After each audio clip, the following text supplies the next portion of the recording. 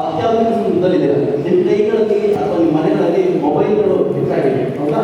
ಕೆಲವು ಮನೆಯಲ್ಲಿ ಕಂಪ್ಯೂಟರ್ ಇರ್ಬೋದು, ಕರೆಕ್ಟಾ? ಆಮೇಲೆ ಟಿವಿ ಆನ್ ಮಾಡಿದ್ರೆ ಸಾಕಷ್ಟು ಕಾರ್ಯಕ್ರಮಗಳು ಬರ್ತವೆ, ನಿಜನಾ? ಅದರಲ್ಲಿ ಕೆಲವು ಕಾಮೆಂಟರಿಯನ್ನು ಕೊಡುವಂತ ನೋಡಿದ್ದೀರಾ ಅಲ್ವಾ? ಆದ್ರೆ ನಾನು ಓದ್ತಿರುವಂತ ಸಂದರ್ಭದಲ್ಲಿ ಅಂದ್ರೆ 15 ವರ್ಷದ ಹಿಂದೆ ನಾವೆಲ್ಲ ಓದ್ತಿರುವಾಗ ಹೆಚ್ಚು ಟಿವಿ ಬಳಕೆ ಇರಲಿಲ್ಲ, ಮೊಬೈಲ್ ಅಂತೂ ನಾವು ಯಾರು ಇರ್ತಿರ್ಲಿಲ್ಲ. ನಮಗೆಲ್ಲ ಮನರಂಜನೆ ಏನು ಅಂದ್ರೆ ಅಜ್ಜಿ ಅಂತ ಒಂದು ಕತೆ ಹೇಳುವ ಅಜ್ಜಿ ಕೇಳು, ಕರೆಕ್ಟಾ? ನಿಮ್ಮ ಅಜ್ಜಿ ತಾತನ ಕತೆ ಕೇಳಿದ್ರೆ ನೀವೆಲ್ಲ ಹೇಳಿರ್ತೀವಿ. ಹಾಗೆ ಶಾಲೆಗಳಲ್ಲಿ ಕೂಡ ನಿಮ್ಮ ಮೇಷ್ಟ್ರುಗಳು ನಿಮ್ಮ ಕಥೆಗಳನ್ನು ಹೇಳಿರ್ಬೋದು, ಹೇಳಿರ್ತಾರ? ನಮಗೆಲ್ಲ ಕಥೆಗಳು ಬರೀ ಮನೋರಂಜನೆಗೆ ಮಾತ್ರ ನಾವು ಕಥೆಗಳನ್ನು ಕೇಳ್ತಿರ್ತೀವಿ. ಆದರೆ ನಾವು ಕೇಳುವಂತ ಕಥೆಗಳಲ್ಲಿ ಎಷ್ಟೋ ಒಳ್ಳೊಳ್ಳೆ ಅಂಶಗಳಿರ್ತವೆ. ಪ್ರತಿಯೊಂದು ಕಥೆಗಳಲ್ಲೂ ಒಬ್ಬ ರಾಜ ಇರುತ್ತೆ, ಒಬ್ಬ ರಾಣಿ ಇರ್ತಾರೆ ಅಲ್ವಾ? ಒಂದು ಅರಮನೆ ಇರುತ್ತೆ, ಒಂದು ಊರಿರುತ್ತೆ, ಒಂದು ಕಾಡಿರುತ್ತೆ. ಕಾಡಿನಲ್ಲಿ ಹಲವಾರು ಪ್ರಾಣಿಗಳು, ಪಕ್ಷಿಗಳು, ಆನೆ, ಹುಲಿ, ಹಾವು, ಎಲ್ಲ ಪ್ರಾಣಿಗಳು ಇರ್ತವೆ ಹೌದಾ? ಇಂಥ ಕಥೆಗಳನ್ನೇ ನಾವು ಕೇಳ್ತಾ ಬಂದಿದ್ದೀವಿ. ಅರೇಬಿಯನ್ ನೈಟ್ಸ್ ಅಂತ ಕಥೆಗಳಿವೆ, ಕೇಳಿದ್ದೀರಾ? ಸೌದಿ ಅರೇಬಿಯಾದ ಕಥೆಗಳು ಕೆಲವು ಕೇಳಿದ್ವಿ ಹೌದಾ? ದುರ್ಗಸಿಂಹ ಅಂತ ಕನ್ನಡದ ಲೋಕಕವಿ ಬಹಳ ಇದೆ. ಆಗ ಪಂಚತಂತ್ರ ಅಂತ ಒಂದು ಕಥೆಗಳನ್ನು ಬಂದಿಲ್ಲ ಗೊತ್ತಾ ನಿಮಗೆ? ಪಂಚತಂತ್ರದ ಕಥೆಗಳಲ್ಲೇನು? ಜಿಂಕೆ ಮಾತನಾಡುತ್ತೆ, ಸಿಂಹ ಮಾತನಾಡುತ್ತೆ, ಹುಲಿ ಮಾತನಾಡುತ್ತೆ ಅಲ್ವಾ? ಆದರೆ ಈ ಎಲ್ಲ ಕಥೆಗಳನ್ನ ಕವಿಗಳು ಬರ್ತಿದ್ಯಾಕೆ? ಯಾಕೆ ಅಂದ್ರೆ ಅವತ್ತಿನ ಒಬ್ಬ ರಾಜ ಇದ್ದಲ್ಲ, ರಾಜನ ನಂತರ ರಾಜ್ಯದ ಆಡಳಿತ ಯಾರಿಗೆ ಸಿಕ್ತಿತ್ತು? ಅವನ ಮಗನಿಗೆ ಸಿಕ್ತಿತ್ತು, ಯುವರಾಜನಿಗೆ ಹೌದಾ? ಆದ್ರೆ ಒಂದು ರಾಜ್ಯ ಆಡಬೇಕು ಅಂದ್ರೆ ಯುವರಾಜನಿಗೆ ಬುದ್ಧಿ ಇರಬೇಕು, ಕರೆಕ್ಟಾ? ಯಾಕೆ ಜನ ಬರ್ತಾರೆ, ಸ್ವಾಮಿ ಮಳೆ ಇಲ್ಲ, ನಮ್ಗೆ ತಿನ್ನೋದಕ್ಕೆ ಅನ್ನ ಇಲ್ಲ, ನಮ್ಗೆ ಸಹಾಯ ಮಾಡಿ, ಕರೆಕ್ಟಾ? ಇನ್ಯಾರೋ ಬರ್ತಾರೆ, ನಮ್ಮ ಹಳ್ಳಿಗೆ ನಮ್ಮ ಊರಿಗೆ ಕಾಡು ಪ್ರಾಣಿಗಳು ಲಗ್ಗೆ ಇಡ್ತಾ ಇವೆ, ನಾವು ಬದುಕೋದು ಕಷ್ಟ ಆಗ್ತಿದೆ, ನಮಗೆ ಕಾಡು ಪ್ರಾಣಿಗಳಿಂದ ರಕ್ಷಣೆ ಕೊಡಿ, ಕರೆಕ್ಟಾ? ರಾಜ್ಯಕ್ಕೆ ಯುದ್ಧನೇ ಮಾಡಕ್ಕೆ ಬರಲಿಲ್ಲ ಅಂದ್ರೆ ಅವ್ರು ಪ್ರಜೆಗಳನ್ನು ಕಾಪಾಡಕ್ಕಾಗತ್ತಾ? ಆಗೋದಿಲ್ಲ. ಇನ್ಯಾರೋ ಬರ್ತಾರೆ ಜನ, ಸ್ವಾಮಿ ಇವನು ನನಗೇನೋ 6 ಎಕರೆನಲ್ಲಿ ಭೂಮಿನ ಅವನು ತಿಳ್ಕೊಂಡ್ಬಿಟ್ಟಿದ್ದಾನೆ, ಆದ್ರೆ ಅದು ನನ್ನ ಭೂಮಿ, ಅದು ನನಗೆ ಕೊಡಿ ಅಂತ ಇವರು ಮೋಸ ಮಾಡ್ತಾರೆ, ನನಗೆ ನ್ಯಾಯ ಕೊಡಿ. ನ್ಯಾಯ ತೀರ್ಮಾನ ಮಾಡಬೇಕಂದ್ರೆ ರಾಜನಿಗೆ ಬುದ್ಧಿವಂತಿಕೆ ಇರಬೇಕು, ಕರೆಕ್ಟಾ? ಆದರೆ ನಮ್ಮ ಇತಿಹಾಸದ ಎಷ್ಟೋ ರಾಜರ ಮಕ್ಕಳಿಗೆ ಅಷ್ಟು ತಿಳುವಳಿಕೆ ಇರಲಿಲ್ಲ. ಯಾಕೆಂದ್ರೆ ಅವರು ನಿಮ್ಮ ಹಾಗೆ ಹಳ್ಳಿಗಳ ನಡುವೆ ಓಡಾಡಲಿಲ್ಲ. ಅವರಿಗೆ ಹಸಿವು, ಬಡತನ, ನಿರುದ್ಯೋಗದ ಸಮಸ್ಯೆಗಳ ಬಗ್ಗೆ ಗೊತ್ತಿಲ್ಲ, ಕರೆಕ್ಟಾ?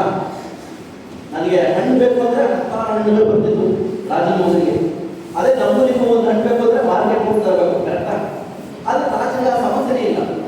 ಯುವರಾಜ ಏನ್ ಕೇಳಿದ್ರು ರಾಜ ಯಾರಲ್ಲಿ ಬಂತು ಹೌದಾ? ಹಾಗಾಗಿ ಅವ್ರಿಗೆ ಹಳ್ಳಿಗಳ ಸಮಸ್ಯೆ ಗೊತ್ತಿಲ್ಲ. ನಮ್ಮ ದೇಶದ ಇತಿಹಾಸವನ್ನು ನಾವು ನೆನಪಿಸ್ಕೊಂಡ್ರೆ, ಜಗತ್ತಿನ ಇತಿಹಾಸವನ್ನು ನೆನಪಿಸ್ಕೊಂಡ್ರೆ, ಯುರೋಪಿನ ಕ್ರಾಂತಿ ಅಂತ ಅಂದ್ರೆ ಫ್ರೆಂಚ್ ರೆವಲ್ಯೂಷನ್ ಅಂತ ಕೇಳಿದ್ರ? ಫ್ರೆಂಚ್ ರೆವಲ್ಯೂಷನ್ ಅಂತ ಅಲ್ಲಿ ಏನಾಗುತ್ತೆ, ಇಡೀ ಜನರಿಗೆ ತಿನ್ನೋದಕ್ಕೆ ಅನ್ನ ಇರೋದಿಲ್ಲ, ಏನಪ್ಪ ಅತ್ಯಂತ ಕಷ್ಟ, ಅತ್ಯಂತ ಬಡತನ ಬಂದ್ಬಿಟ್ಟಿದೆ. ಹೋಗಿ ಮಹಾರಾಜರ ಹೆಂಡತಿ ಮಹಾರಾಣಿ ಹತ್ರ ಜನ ಕೇಳ್ತಾರೆ, ತಾಯಿ ನಮ್ಗೆ ತಿನ್ನೋದಕ್ಕೆ ಬ್ರೆಡ್ ಇಲ್ಲ ಅಂತ. ಅದರ್ಥ ಏನು? ನಮ್ಗೆ ಬ್ರೆಡ್ ತಗೊಳ್ಳಕ್ಕೂ ನಮ್ಮ ಹತ್ರ ದುಡ್ಡಿಲ್ಲ ಅಂತ ಅಲ್ವಾ? ಅದಕ್ಕೆ ರಾಣಿ ಏನನ್ಬೇಕು, ಓ ನಿಮ್ಮ ಹತ್ರ ತಿನ್ನಕ್ಕೆ ಬ್ರೆಡ್ ಇಲ್ವಾ, ಹಾಗಿದ್ರೆ ಕೇಕ್ ತಿನ್ನಿ ಅಂತ. ಬ್ರೆಡ್ ತಿನ್ನಕ್ಕೆ ದುಡ್ಡಿಲ್ಲ ಅಂದ್ರೆ ಕೇಕ್ ತಿನ್ನಕ್ಕೆ ದುಡ್ಡು ಬರುತ್ತೆ. ಇದು ಬಡವರಿಗೆ ಗೊತ್ತು ಸಮಸ್ಯೆ, ಆದ್ರೆ ರಾಣಿಗೆ ಗೊತ್ತಿಲ್ಲ. ಯಾಕೆ? ರಾಣಿಗೆ ಕೇಕು ಸಿಗುತ್ತೆ, ಬ್ರೆಡ್ ಸಿಗುತ್ತೆ, ಆಪಲ್ ಸಿಗುತ್ತೆ ಹೌದಾ? ಈ ರಾಜರ ಮಕ್ಕಳಿಗೆ ಈ ಜನಸಾಮಾನ್ಯರ ಸಮಸ್ಯೆಗಳು ಅರ್ಥ ಆಗಬೇಕಾಗಿತ್ತಲ್ಲ, ಅದು ಅರ್ಥ ಆಗ್ಸೋದಕ್ಕೋಸ್ಕರ ದುರ್ಗಸಿಂಹ ಏನ್ ಮಾಡಿದ? ಪ್ರಾಣಿ ಪಕ್ಷಿಗಳ ಹೆಸರಿನಲ್ಲಿ ಕಥೆಗಳನ್ನ ಬರೆದು ಆ ಕಥೆಗಳ ಮೂಲಕ ನೀತಿ ಕಥೆಯನ್ನೇ ಹೇಳ್ಕೊಡ್ತಾ ಇದ್ದ. ಧರ್ಮ ಅಂದ್ರೆ ಏನು ಕೇಳುತ್ತಿದ್ಯಾ? ಕೇಳುತ್ತಿದ್ಯಾ? ಕೇಳ್ಕೋಬೇಕು. ಧರ್ಮ ಅಂದ್ರೆ ಏನು, ನ್ಯಾಯ ಅಂದ್ರೆ ಏನು, ನೀತಿ ಅಂದ್ರೆ ಏನು? ವಿದ್ಯಾರ್ಥಿಗಳ ಧರ್ಮ ಏನು? ಓದೋದು, ಕೆಲಸ ಮಾಡುವವರ ಧರ್ಮ ಏನು? ಸರಿಯಾಗಿ ಕೆಲಸ ಮಾಡೋದು. ಪೊಲೀಸರ ಕೆಲಸ ಏನು? ಕಾನೂನಿನ ರಕ್ಷಣೆ ಮಾಡೋದು. ವಕೀಲರ ಕೆಲಸ ಏನು? ನ್ಯಾಯವನ್ನು ಕೊಡಿಸುವುದು. ವೈದ್ಯರ ಕೆಲಸ ಏನು? ಆರೋಗ್ಯ ಯಾರಿಗೋ ಅವರಿಗೆ ಒಳ್ಳೆ ಆರೋಗ್ಯವನ್ನು ಕೊಡೋದು ಅಲ್ವಾ?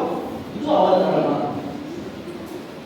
ನಮ್ಮ ಬದುಕುಗಳಲ್ಲಿ ಸತ್ಯ, ಅಹಿಂಸೆ, ಶಾಂತಿ, ಇದರ ಇಂಥ ಗುಣವನ್ನು ನಾವು ಕಲ್ತ್ಕೊಳ್ಬೇಕು. ಇದನ್ನ ನಮ್ಮ ಹಿಂದಿನ ಎಲ್ಲ ಕಥೆಗಳು ನಮಗೆ ಹೇಳ್ಕೊಂಡು ಬಂದಿದೆ. ಇಂಥ ಕಥೆಗಳನ್ನು ಕಲಿಯೋದ್ರಿಂದ ನಮಗೆ ಮನೋರಂಜನೆಯೂ ಸಿಗುತ್ತೆ, ಜೊತೆಗೆ ಸಮಾಜದ ಪ್ರಯತ್ನ ಕೂಡ ಸಿಗುತ್ತೆ. ಹೌದಾ? ನೀವು ಕನ್ನಡವನ್ನು ಓದ್ಕೊಂಡಿದ್ರಲ್ಲ 8ನೇ ಕ್ಲಾಸ್ನಲ್ಲಿ 9ನೇ ಕ್ಲಾಸ್ನಲ್ಲಿ SLCಯಲ್ಲಿ ತುಂಬಾ ಜನ ಕವಿಗಳ ಹೆಸರು ಕೇಳಿದಿರ. ಕುವೆಂಪು ಹೆಸರು ಕೇಳಿದಿರಾ? ಕೇಳಿದ್ರಲ್ವಾ? ಮಾಸ್ತಿ ವೆಂಕಟೇಶ ಹೆಸರು ಕೇಳಿದಿರಾ? ಇಂಥ 10 ಹಲವಾರು ಕವಿಗಳು ಕಥೆಗಾರರು ನಮ್ಮ ಕನ್ನಡದಲ್ಲಿ ಕಥೆಗಳನ್ನು ಬರೆದಿದ್ದಾರೆ. ಆ ಕಥೆಗಳಲ್ಲಿ ಇರೋದೇನು ಅಂದ್ರೆ ನಮ್ಮ ನಿಮ್ಮೆಲ್ಲರ ಜನಜೀವನದ ಬದುಕು ಮಾತ್ರ. ಗೊತ್ತಾಗ್ತೀಯಾ? ನಮಗೆ ಅವರು ಮನುಷ್ಯರು, ನಮಗೆ ಅವರು ಕೆಲಸ ಮಾಡ್ತಾರೆ, ನಮ್ಮ ರೀತಿಯೇ ಅವರು ಊಟ ಮಾಡ್ತಾರೆ. ಯಾಕ? ನಮ್ಮ ದಿನನಿತ್ಯದ ಜೀವನದ ಘಟನೆಗಳಿವೆಲ್ಲ ಅವೇ ಅವರ ಕಥೆಯ ವಸ್ತುಗಳು. ಈಗ ನೀವು ಮನೆಯಿಂದ ಬೆಳಗ್ಗೆ 8 ಗಂಟೆಗೋ 9 ಗಂಟೆಗೋ ಮನೆಯಿಂದ ಹೊರಟು ಬರ್ತೀರ. ಮನೆಯಲ್ಲಿ ತಂದೆ ತಾಯಿ ಇಮಿಡಿಯೇಟ್ ಆಗಿ ಒಂದು ತಿಂಡಿ ಮಾಡ್ಕೊಂಡಲ್ಲ, ಅದು ನಿಮ್ಮ ಜೀವನದ ಒಂದು ಭಾಗ. ನೀವು ಮನೆಯಿಂದ ಶಾಲೆಗೆ ಕೆಲವರು ಬಸ್ಸಲ್ಲಿ ಬರ್ಬೋದು, ಕೆಲವರು ಸ್ಕೂಟರ್ ಬರ್ಬೋದು, ಕೆಲವರು ಕಾರಲ್ಲಿ ಬರ್ಬೋದು, ಕೆಲವರು ನಡ್ಕೊಂಡು ಬರ್ಬೋದು. ಈ ನಡ್ಕೊಂಡು ಬರುವಾಗಿನ ಸುತ್ತಮುತ್ತಲನ್ನು ನಾವೇ ನೋಡ್ತೀವ, ಅದು ನಮ್ಮ ಜೀವನದ ಘಟನೆ. ಅರ್ಥ ಇದೆಯಾ? ಕೆಲವರಿಗೆ ಕನ್ನಡ ಇಷ್ಟ ಆಗುತ್ತೆ, ಕೆಲವರಿಗೆ ಹಿಂದಿ ಇಷ್ಟ ಆಗುತ್ತೆ, ಕೆಲವರಿಗೆ ಇಂಗ್ಲಿಷ್ ಇಷ್ಟ ಆಗುತ್ತೆ, ಕೆಲವರಿಗೆ ಕುವೆಂಪು ಇಷ್ಟ ಆಗ್ಬೋದು, ಕೆಲವರಿಗೆ ವಿಲಿಯಂ ಶೇಕ್ಸ್ಪಿಯರ್ ಇಷ್ಟ ಆಗ್ಬೋದು. ಅರ್ಥ ಇದೆಯಾ?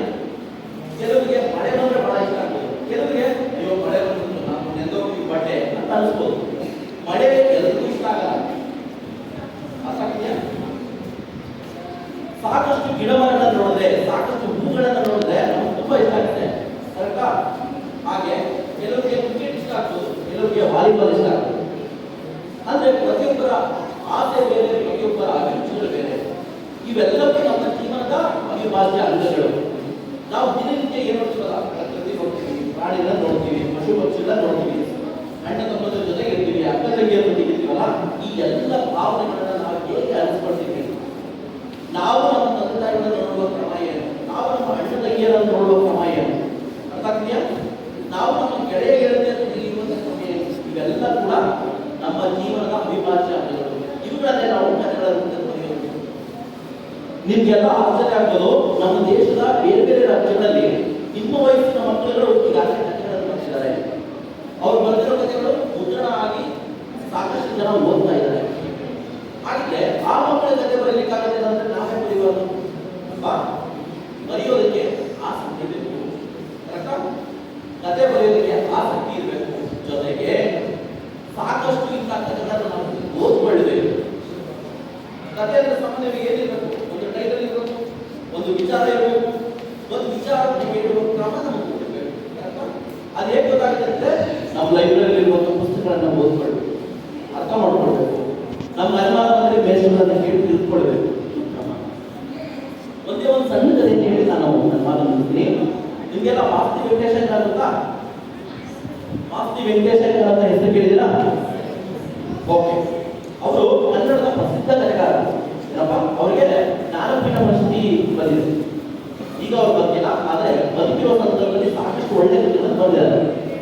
ಅವರು ತುಂಬಾ ಕಥೆಗಳನ್ನು ಬರೆದಿದ್ದಾರೆ. ಅದರ ಒಂದು ಕಥೆ ಅತ್ಯಂತ ಪ್ರಸಿದ್ಧವಾಗಿದೆ.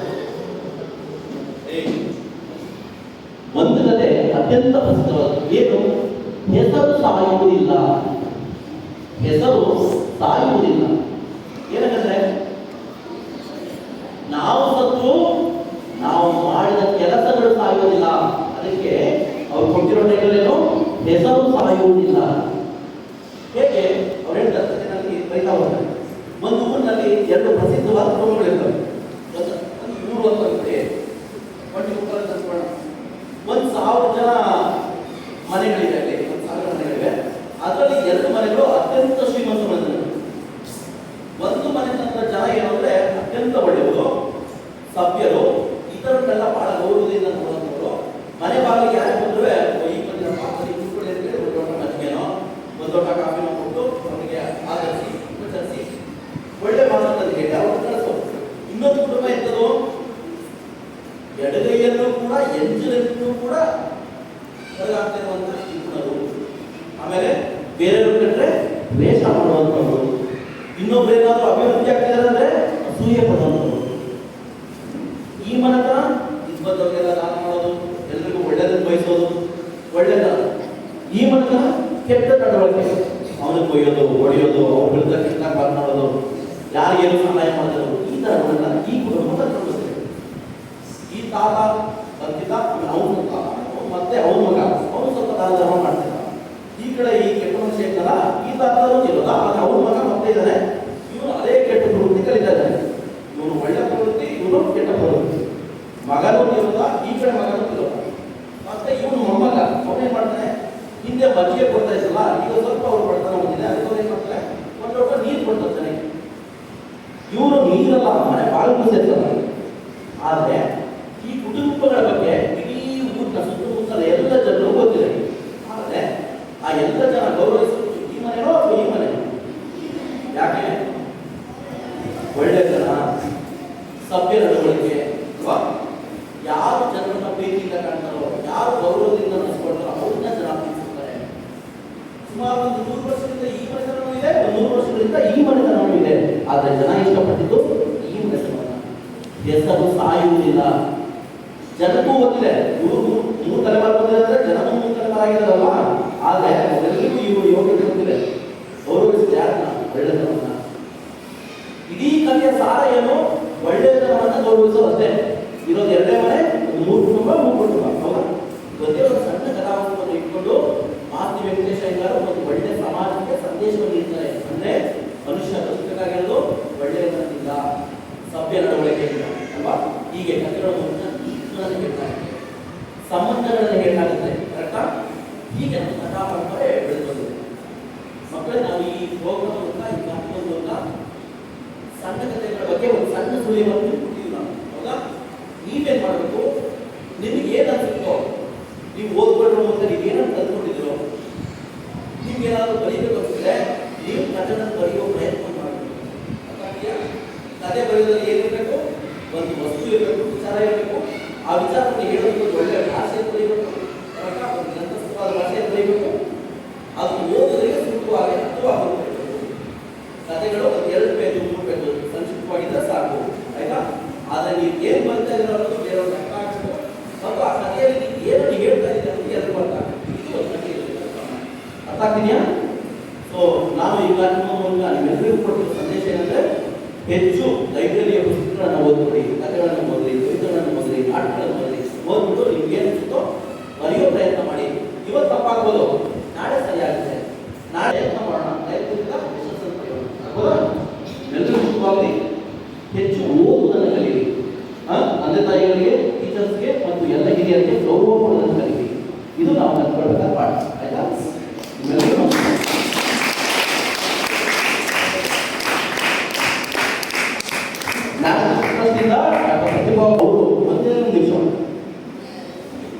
Thank you, and thank you. I enjoyed the Kannada stories from Anupama Madam and other two from Ravi sir. I can understand Kannada, I can read Kannada, I can speak, but if I speak Kannada, you forget to Kannada. That's right. So one thing I would like to tell you, storytelling or story writing or poem paper is anything. It's not a big challenge. It's a simple thing. Suppose one day you are late to your school.